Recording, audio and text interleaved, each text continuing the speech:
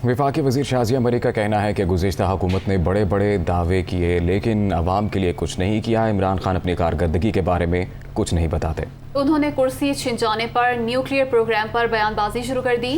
वो इस्लामाबाद में मीडिया से गुफ्तगू कर रही थी।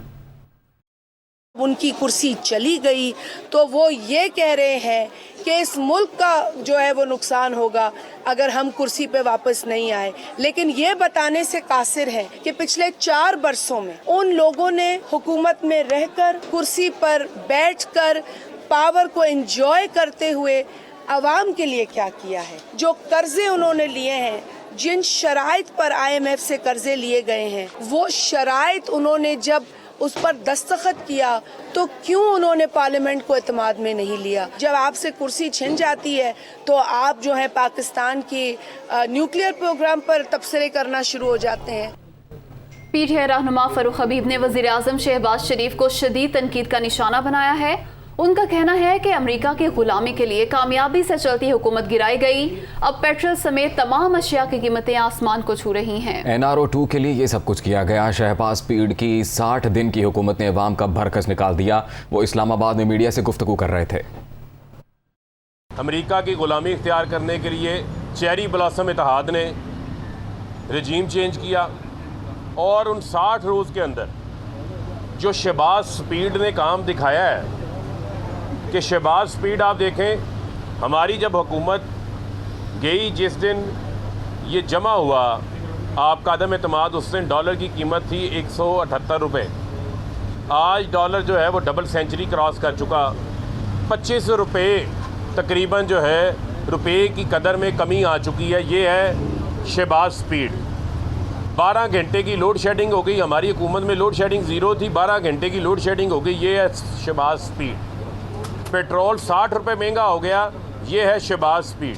NRO 2 यानी नैब के अंदर अमेंडमेंट्स ले आते हैं जिससे शहबाज शरीफ, नवाज शरीफ, मरियम, जरदारी के, पापड़ वाले के, फलूदे वाले के केसेस ख़त्म हो जाएंगे। ये है शहबाज स्पीड 60 दिन के अंदर। MKM रहनुमाओं ने बल्दियाती इंतखाबात शेड्यूल को सिंध हाई कोर्ट में चैलेंज कर दिया। अदालत ने इलेक्शन कमीशन और दीगर को नोटिस जारी कर दिए हैं। MKM रहनुमा कंवर नवीद जमील की जानिब से दरख्वास्त से मौक़िफ़ अपनाया गया है कि नई हल्का बंदियों और कानून साजी से कबल इलेक्शन नहीं होना चाहिए। इलेक्शन कमीशन ने लोकल बॉडीज इलेक्शन का ऐलान गैर कानूनी तौर पर किया। इलेक्शन कमीशन ने बल्दियाती इलेक्शन के 3 नोटिफिकेशन कॉरम पूरा हुए बगैर जारी किए जो गैर आइनी और गैर कानूनी है।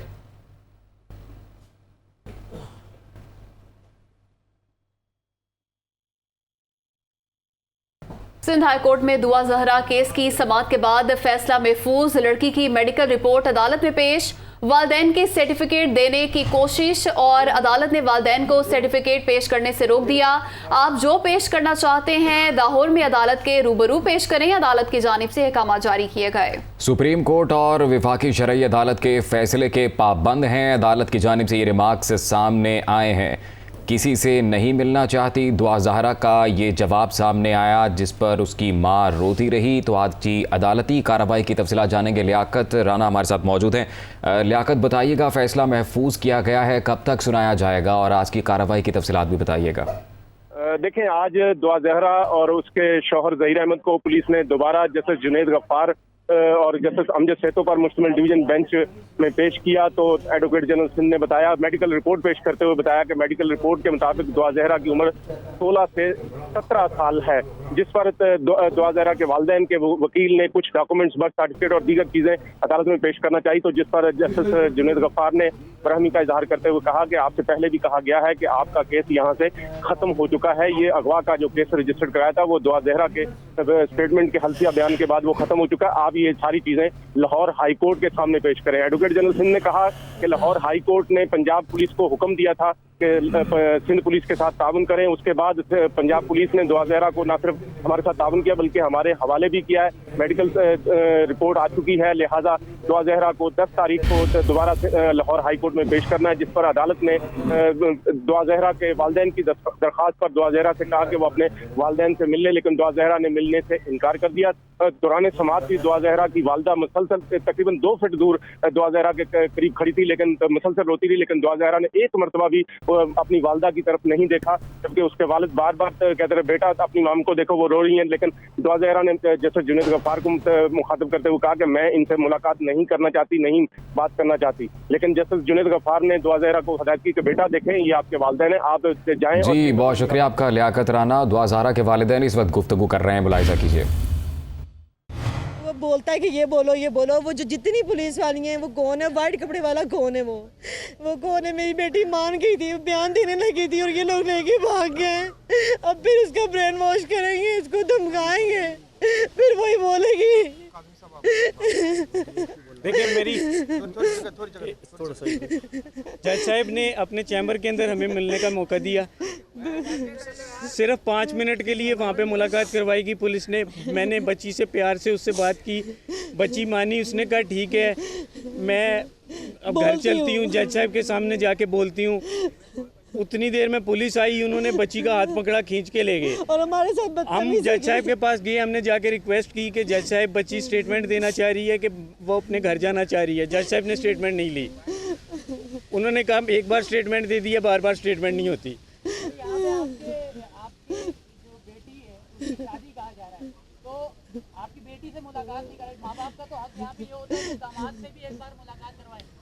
آیا ہوا ہے اس کا نکاح۔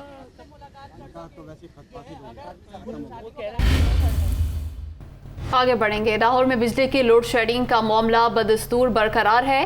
اعلانیہ لوڈ شیڈنگ دلانے میں کچھ کمی تو ہوئی، لیکن تکنیکی خرابیوں سے بجلی کی غیر اعلانیہ بندش درد سر بنی ہوئی ہے۔ اسی سے متعلق مزید بتائیں گے نمائندہ دنیا نیوز زاہد عابد۔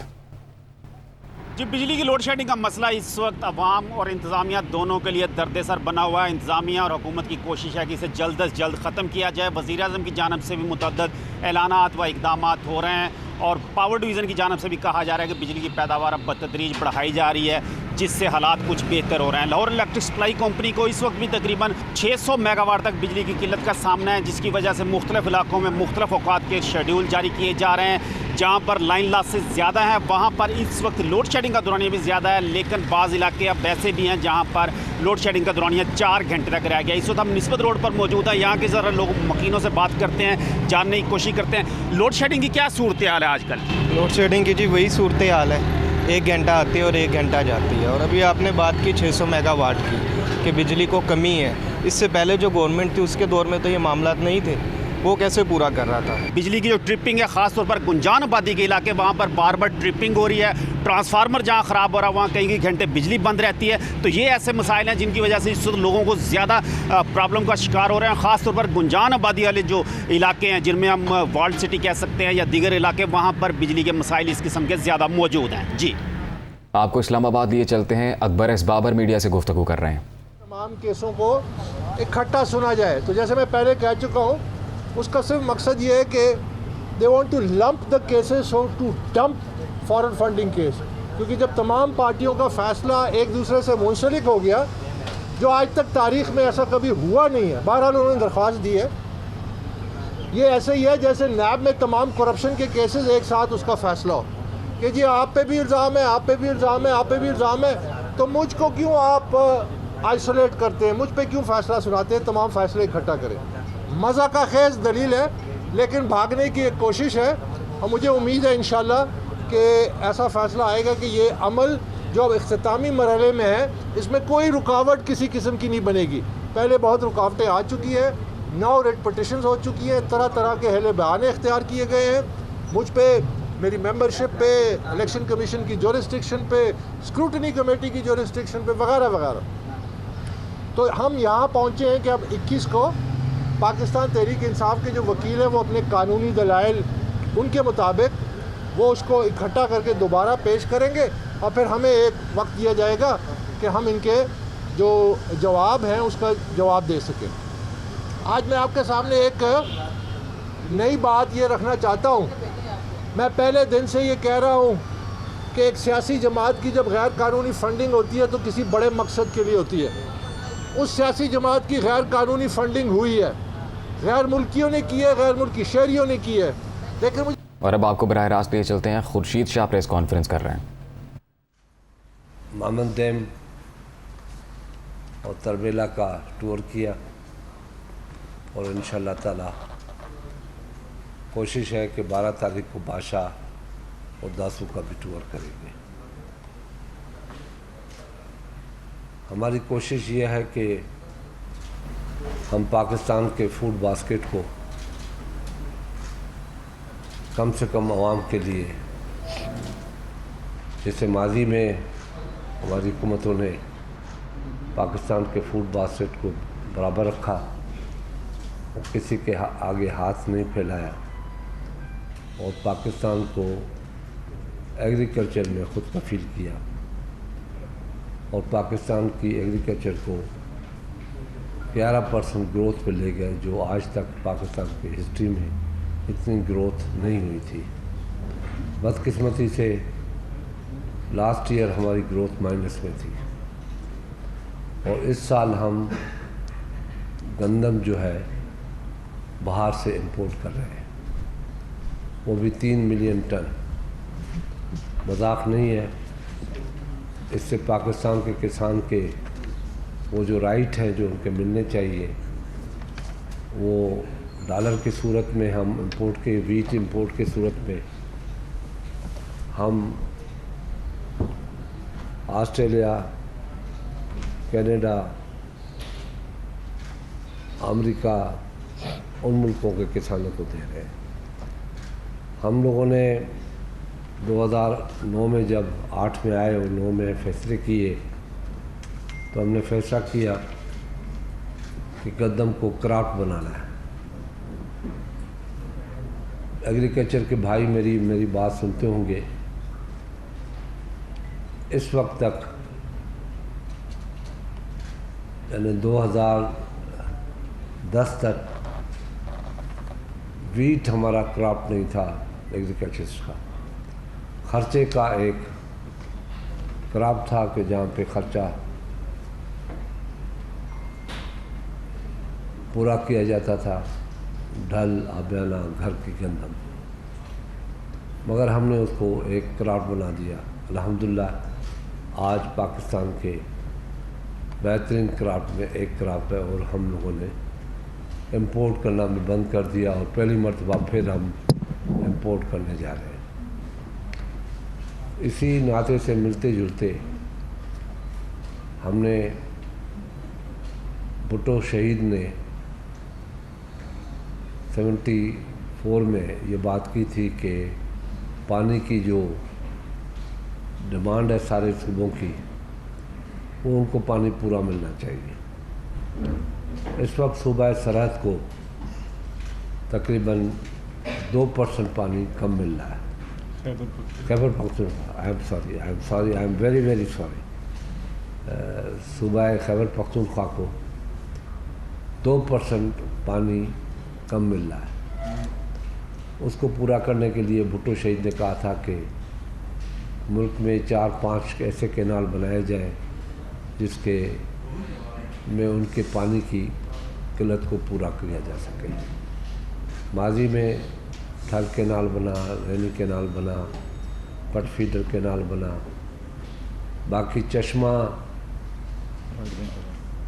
जी राइट बैंक कैनाल जो था, जो लेफ्ट भी था और नेचुरल फ्लो भी था उसका, वो कैनाल नहीं बन सका था। इस साल इस कैनाल को हमने एक्निक में डाल दिया, अप्रूव कर दिया और इंशाल्लाह 2022-23 में ये प्रोजेक्ट शुरू हो जाएगा। इनिशियली उस पे 500 मिलियन रखे गए हैं कि जो उसकी फिजिबिलिटी जो तैयार हुई है उस पर काम हो और इंशाल्लाह ताला दिसंबर तक उसको $2 बिलियन और दिए जाएंगे इस साल, कि इसका स्टार्टिंग मूव जो हो वो बड़ी तेज़ी के साथ शुरू हो और हम इसको 3 साल के अंदर इसको कंप्लीट कर सकें।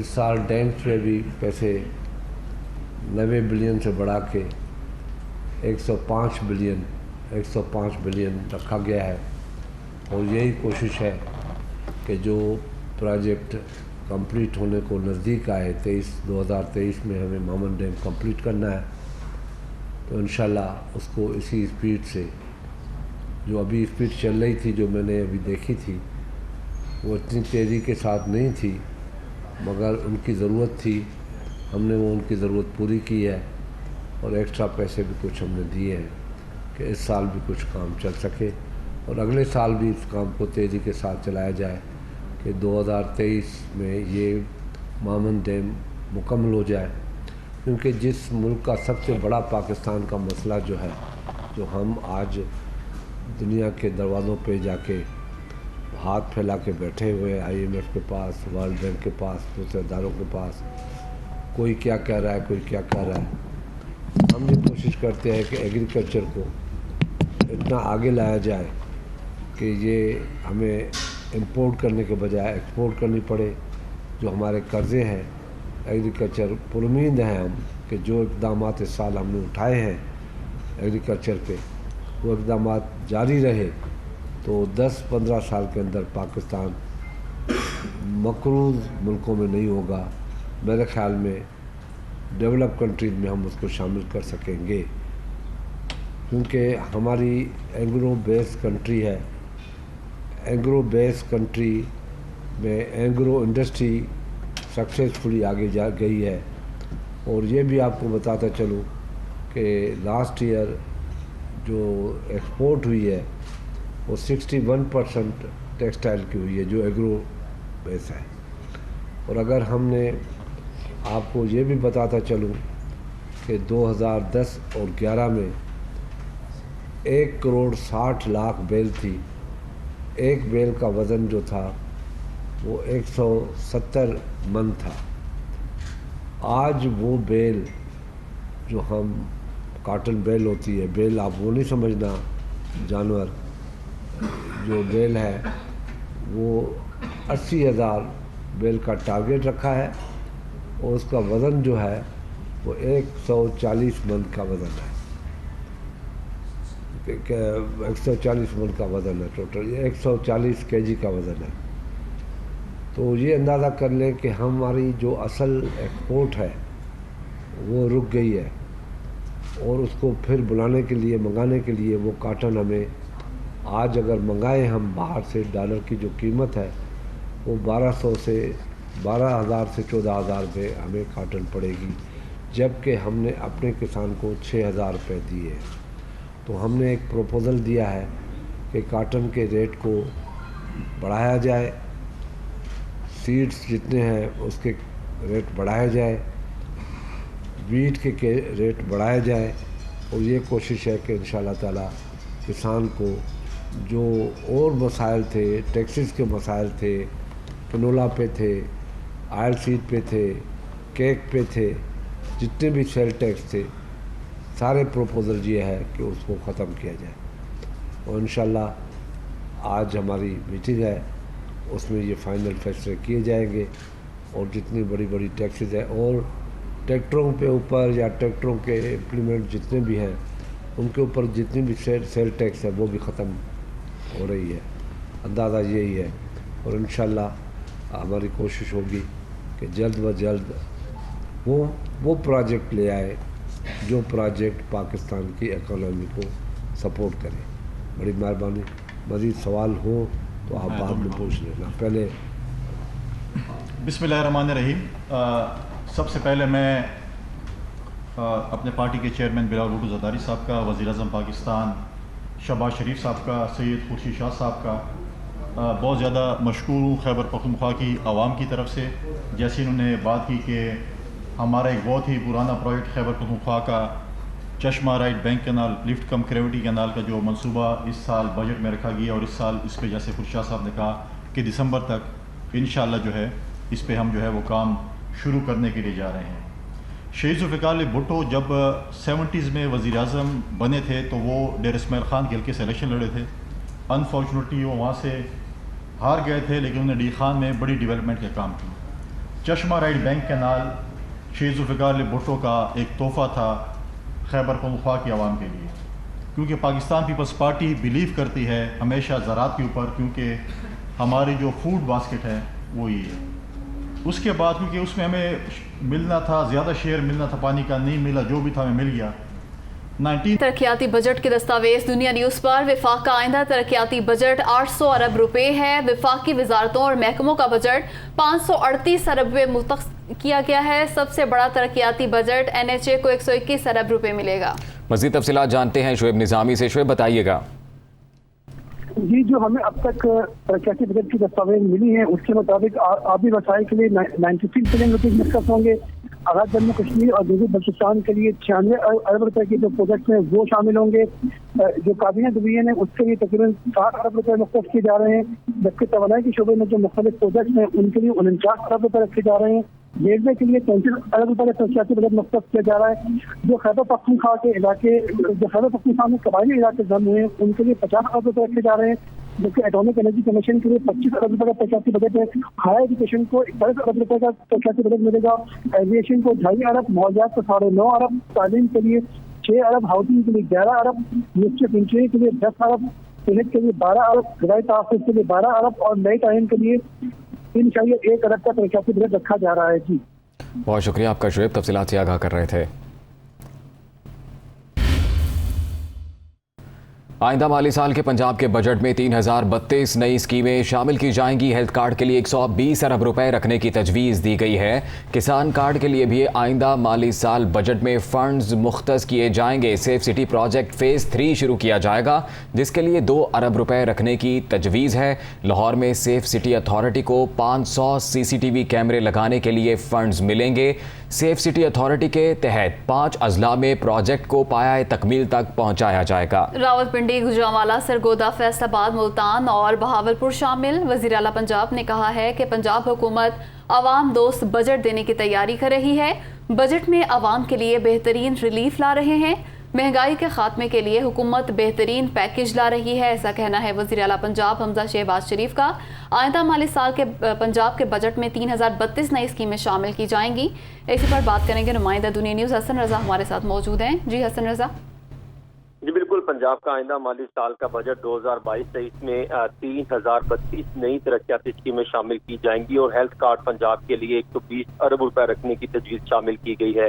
किसान कार्ड के लिए भी आइंदा माली साल बजट में फंड मुख्तस किए जाएंगे, जबकि सेफ सिटी प्रोजेक्ट फेज 3 शुरू किया जाएगा, जिसके लिए 2 अरब रुपए रखने की तजवीज़ है। लाहौर में सेफ सिटीज अथॉरिटी को 75 मकामात पर 500 CCTV कैमरे लगाने के लिए फंड दिए जाएंगे। ये प्रोजेक्ट गुज़श्ता तकरीबन 4.5 साल से 3 साल से ज़ेर इल्तवा है। सेफ सिटी अथॉरिटी के तहत 5 अजला में ये प्रोजेक्ट को पाया तकमील तक पहुँचाया जाएगा और आइंदा माली साल के बजट में रावलपिंडी, गुजरांवाला, सरगोदा, फैसलाबाद, मुल्तान, बहावलपुर में सेफ सिटी अथॉरिटी के तहत जो है दायरा कार बढ़ाने पर फंड दिए जाएंगे। इस मौके पर वज़ीर आला पंजाब हमजा शहबाज शरीफ ने कहा जी हसन रज़ा, बहुत शुक्रिया आपका।